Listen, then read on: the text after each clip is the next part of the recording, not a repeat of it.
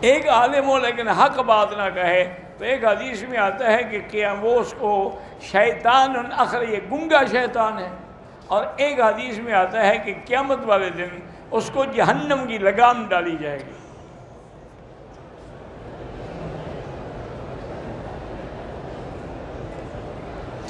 والدہ رات کو کلمہ پڑھتی ہیں، سورۃ الملک پڑھ ڈر جاتی ہیں، تو اس کے پڑھنے سے تو نہیں ڈرتی، اگر اس کے پڑھنے سے ڈرتی ہے تو نہ پڑھا کریں، معلوم ہو جائیں گی تلاوت سے۔ نماز میں جو خیالات برے آئیں کوئی حرج نہیں۔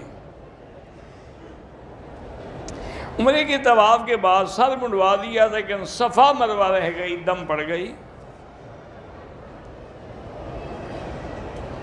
اگر 4 دفعہ چکر میں کندھا یعنی نہ نکلا ہو کوئی بات نہیں، طواف ٹھیک ہے۔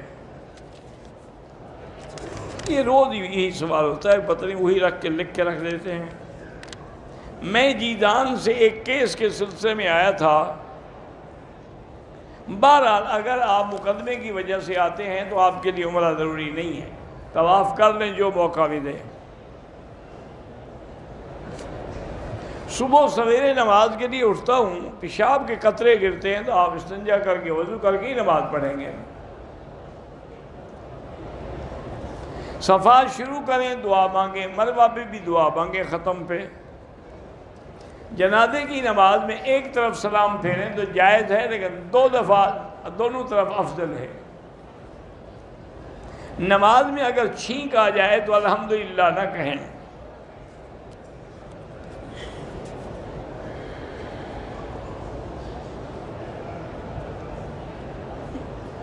میری بہو حج پہ آئی تھی، حمل سے تھی، حج کی واپسی کے 15 دن بعد 2 لڑکیاں مری ہوئی پیدا ہوئیں۔ وہ کیوں حاجی ہیں؟ حاجی وہ ہے جس نے حج کیا ہے۔